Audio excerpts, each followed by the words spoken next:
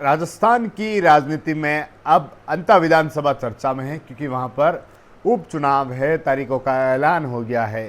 नरेश मीणा को लेकर चर्चाओं के दौर है जो शुरू हो चुके हैं कि क्या नरेश मीणा का होगा। बीजेपी कांग्रेस की मुश्किल है, कैसे नरेश मीणा है जो बढ़ा सकते हैं। हमारे साथ बातचीत करने के लिए वरिष्ठ पत्रकार है मुनीश अरोड़ा सर, जिनसे हम बात करेंगे कि वह इसको कैसे देखते हैं। सर, चुनावों की तारीखों का ऐलान अंता में हो गया है, कैसे देख रहे हैं आप इसको? हाँ, ये बड़ा रोचक अंतर चुनाव होने वाला है क्योंकि ये उपचुनाव है और दोनों पार्टियों की साख दांव पर लग जाएगी।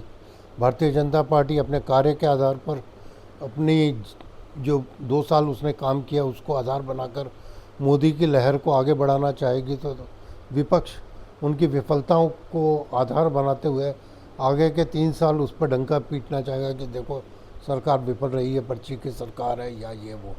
मगर जहाँ तक बात आप करना चाह रहे हैं चुनाव में क्या होगा, दोनों ही पार्टियां साख लगाएंगी। कांग्रेस भी लगाएगी, बीजेपी भी लगाएगी। 2008 में जब से परिसीमन हुआ, नया अंता बना, तब से 2 बार कांग्रेस 2 बार बीजेपी रही। प्रमोद चंद भाया वहाँ पे कांग्रेस की तरफ से रहे, केवलम भारतीय जनता पार्टी से रहे, प्रभुलाल सैनी भी रहे। सवाल अब ये हो रहा है कि आखिर हो क्या रहा है अंता में, क्यों अंता इतना चर्चित होता जा रहा है। पार्टियां जीतती या हारती हैं वो तो एक अलग बात है, मगर नरेश मीणा के वहाँ आने से एक नई चिंगारी वहाँ पैदा हुई है। और नरेश मीणा का जो व्यक्तित्व है और जिस तरह से उनकी वर्किंग शैली है, जिस तरह से स्टाइल है, वो काफ़ी प्रभावी है और जनमानस को उनके प्रॉब्लम्स को लेकर के स्ट्रॉन्ग तरीके से अपनी बात रखने वाला है। तो नरेश मीणा जिस तरह से कांग्रेस के टच में है, जिस तरह से अशोक गहलोत, सचिन पायलट, गोविंद सिंह डोटासरा से उनकी बातें हुई हैं या अन्य कांग्रेस नेताओं से वो टच में रहे हैं, तो नरेश मीणा अंता के चुनाव को बहुत ज़्यादा प्रभावित करेंगे। अगर कांग्रेस ने नरेश मीणा को सीट नहीं दी तो क्या होगा। बीजेपी का गढ़ है, वसुंधरा का एरिया है, वसुंधरा सत्ता में रही हैं, सत्ता में उनका प्रभाव है। और आज भले वो सीट पर ना हो, विधायक तो हैं वो, उनका लड़का दुष्यंत सांसद भी है। उस बीच में उन्होंने पूरी कोशिश की है नरेश को डाउन करने के लिए। प्रमोद जैन भाया को भी डाउन करने की कोशिश की, मगर प्रमोद जैन भाया तो डाउन नहीं हुए, काफ़ी प्रभावी रहे। वो हारे, वो एक अलग बात है। पिछले वाले चुनाव 5000 वोटों से करीब करीब हारे थे। तो अब नरेश मीणा जिस तरह से आगे बढ़ रहे हैं, अगर कांग्रेस टिकट देती है तो वो एक बहुत अच्छी टक्कर भारतीय जनता पार्टी को देंगे। और अगर त्रिकोणीय मुकाबला हो गया तो ये भी एक प्रश्न आएगा। अगर त्रिकोणीय मुकाबला हो जाता है तो भी तीनों के अंदर नरेश मीणा कौन से कैंडिडेट से फाइट करते हैं उस पर डिपेंड करेगा। मगर फिर भी नरेश मीणा कोई भी कैंडिडेट उनके सामने आए एक अच्छी टक्कर दे देंगे और परिणाम तो फिर जनता के हाथ में ही है। पर सर, अभी से चिंता नरेश मीणा ने बढ़ा दी है। वहाँ पर वसुंधरा राजे का गढ़ उस क्षेत्र में है। जो पहले, इससे पहले जो विधायक रहे हैं कंवर लाल मीणा, वह भी वसुंधरा राजे के काफ़ी खास माने जाते हैं। और अब नरेश मीणा कह रहे हैं कि प्रमोद जैन भाया को कैसे भी करके जीतने नहीं देना है। जी, वो एक आपसी वो जो है वो तो रंजिश वो है। प्रमोद जैन भाया के होते हुए भी तो अशोक गहलोत ने इनसे टच किया, सचिन पायलट ने टच किया, गोविंद सिंह डोटासरा ने टच किया। क्यों? क्योंकि वो इस अहमियत को समझते हैं। अगर 1 और 1 11 होते हैं तो वो हाल नरेश मीणा का है। प्रमोद जैन भाया तो अपने जो ओरा है, अपना जो एरिया है, जो अपना तरीका है, उसी पे लड़ेंगे। नरेश मीणा के आने से जो एक नया क्राइटेरिया पार्टी को मिलेगा, एक नया यूथ का साथ मिलेगा, वो स्थिति को सुधारेगा कांग्रेस की। और कांग्रेस भविष्य की राजनीति को ध्यान में रखकर नरेश मीणा को अगर टिकट देती है तो वो प्रमोद जैन भाया के बनिस्बत ज़्यादा प्रभावी होंगे और ज़्यादा अच्छे तरीके से भारतीय जनता पार्टी को टक्कर दे सकेंगे। क्योंकि मुकाबला वसुंधरा से कैंडिडेट कोई भी हो, वसुंधरा का एरिया है, वसुंधरा के भी साख का सवाल है, इसलिए।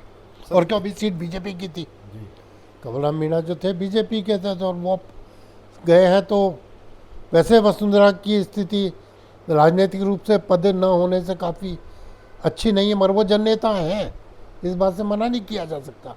पर पार्टी ने उनको पद नहीं दिया। बार बार कयास होता रहे कि अब ये पद मिल रहा है, कभी राष्ट्रीय अध्यक्ष का, कभी उपराष्ट्रपति का, कभी कुछ और, मगर नहीं मिला। तो वो अब एक और हार को बर्दाश्त नहीं कर सकेंगी, क्योंकि उनकी जो जन नेता की छवि है उसमें बहुत बड़ा कुठाराघात होगा अगर वो सीट हारते हैं तो नरेश मीणा एक अच्छी सोच हो सकता है कांग्रेस के लिए, वसुंधरा को डैमेज करने के लिए। चर्चा इस सीट पर अब राजस्थान में शुरू हो रही है, तो दूसरी तरफ कहीं लगता है कि अगर कांग्रेस नरेश मीणा, क्योंकि अशोक गहलोत भी आज जैसा उनका बयान था कि नरेश मीणा नौजवान लड़का है, वह आगे की राजनीति के बारे में है, हम चर्चा करेंगे, लेकिन अगर कांग्रेस इस तरह से करती है या फिर नरेश मीणा वहाँ से ताल ठोक देते हैं तो कैसे गणित बिगड़ेगी? गणेश अगर वो निर्दलीय लड़ते हैं तो गणित तो बिगाड़ देंगे। वो जीतेंगे कि या हारेंगे वो तो अलग बात है, मगर वो डेंट दोनों तरफ करेंगे। और जिस तरह से यूथ में वो प्रभावी हैं, जिस तरह यूथ के अंदर एक आइकॉन के रूप में काम कर रहे हैं, यूथ उनकी बात सुन रहा है, यूथ की प्रॉब्लम्स को वो जिस तरह से रख रहे हैं और जिस तरह से हालात बने हैं वहाँ पे, जिस तरह राजनीतिक आंदोलन हुए, 40 महीने 40 दिन वो जेल में भी रह के आए, सब कुछ हुआ, उसके बावजूद भी वो अपनी जो जुझारू प्रवृत्ति है उसको ख़त्म नहीं कर रहे हैं। तो ये एक राजनीतिक अच्छा साइन है, क्योंकि राजनीति में जैसे राजकुमार रोत हैं, हमारे एरिया से हैं, ट्राइबल एरिया से हैं, हम उदयपुर से हैं, तो एक प्रभाव तो है ना उस आदमी में। वो आज वो यूथ को साथ लेके चल रहा है, इसलिए तो भारतीय जनता पार्टी और 70 साल तक सत्ता में रही, नहीं 65-70 साल तक करीब रही कांग्रेस, उसको हरा के राजकुमार रोत आज अपने साथ यूथ को लेकर चल रहा है। सेम नरेश मीणा, आज कुछ पत्रकारों ने पूछा भी था कि नरेश मीणा को लेकर के आप क्या सोचते हैं, तो उनका जवाब ये था कि मैं अभी तो कह नहीं सकता, मगर जो भी हमारी नीतियों में साथ है तो हम चलेंगे। तो साथ में नीतियाँ क्या है? बेरोजगारी, वो मुद्दा उन्होंने प्रेस कॉन्फ्रेंस में कहा था, वही नरेश मीणा कह रहा है। तो दोनों के जो टारगेट हिट पॉइंट है वो तो सेम है ना। जब टारगेट हिट पॉइंट सेम है, ये अलग बात है कि बाप और कांग्रेस का समीकरण क्या रहता है आगे, वो होता है कि नहीं होता है, या वो निर्दलीय लड़ते हैं तो बाप उसको अपने फेवर में कितना देखता है, वो एक अलग इशू है। अगर वो समीकरण अगर बैठ गए तो हिंट तो दिया ही है राजकुमार ने, अगर हम जो हमारा हितैषी हम उसके हितैषी, ये बात तो खुल के बोल के गए। जी ठीक है सर, बहुत बहुत धन्यवाद आपका। तो ये थे वरिष्ठ पत्रकार मुनीश अरोड़ा सर, जिनसे हमने बात की चर्चाओं में जो अंतर सीट है वह है, वहाँ पर 11 नवंबर को चुनाव है, उससे पहले ही जो सरगर्मियाँ हैं वह तेज हो चुकी है, बीजेपी कांग्रेस दम लगा रही है, तो दूसरी तरफ नरेश मीणा है जो अपनी ताकत अभी से झोंकनी शुरू कर रहे हैं। उनका ताल ठोकने को लेकर भी वे कई बार बात कर चुके हैं और हमने भी जाना सर से कि क्या समीकरण वहाँ से हो सकते हैं। TV9 के लिए राजेश डांगी,